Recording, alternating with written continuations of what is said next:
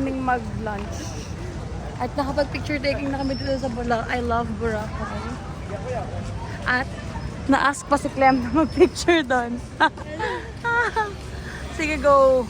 Kaya mo yan. Sabi mo, 100 lang per picture ka mo, Clem, ha? Marami pang merienda tayo.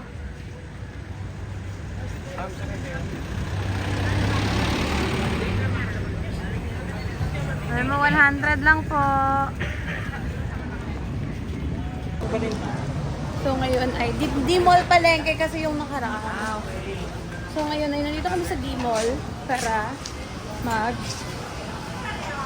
mag-dessert kahit bundat na. Itatry naman, kung kahapon na try namin yung ube mama, or today naman ay itatry naman namin ng Coco Mama. At saka mango mama. Ano yung mango mama? Parang ganun. So yun ang aking mga kasama. Ice cream good! Sa D-Mall Avenue. So, saan niyan? Meeting ka na rin ang damit mo kaya. Eating busog. May energy na si Mama Bear kasi busog na naman siya. Busog na naman siya. Falafel, oh.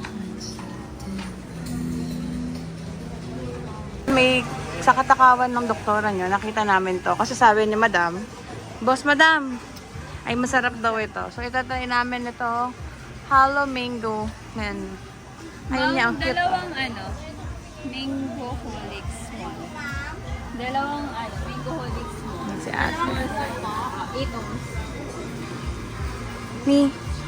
Agua is 600, ang small, large is 700. 180, no? Pag naubos niyo kung laki na to.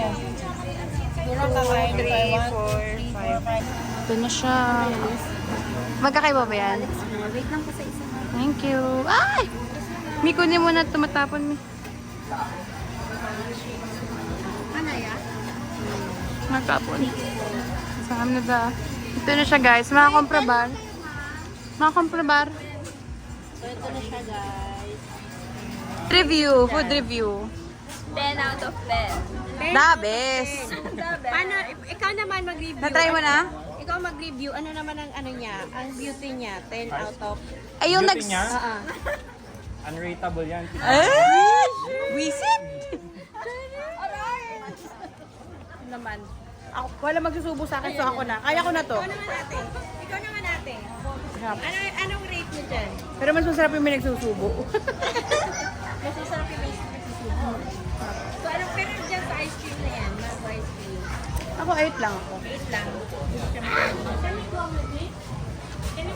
Ikaw, komprabar. Eh yung ube mama. Yung ubi mama. Ganun lang din, 8 over 10 lang. Ay ako din. Ako nga 7 lang eh. Ako nga 7 lang eh. Hindi ako 10 dito. 7, 6 pwede nga ako. 6 lang. Betsong niya. Mahilig yan sa maula-maula. Next. Ah, nagtutulo. Ang bilis malusaw. Ang dami pa lang eh. Ang lagkit, sabi ko sa'yo eh. Trade na lang tayo eh.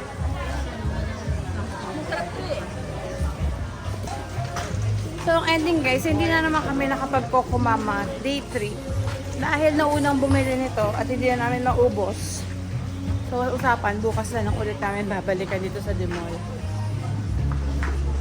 Ano, Mi? Sino may kasalanan ba't hindi nakapag-Coco Mama? Yung halo mango. Kasalanan nito. Ang pinunta dito. Ayan. Yung pinunta namin Coco Mama. Tapos bumili kami nito. Hindi na naman kami nakakain ng Coco Mama. So bukas na lang daw ulit guys. Babalik na lang daw ulit kami dito. So ngayon babalik na muna kami sa aming hotel para makapagpahinga.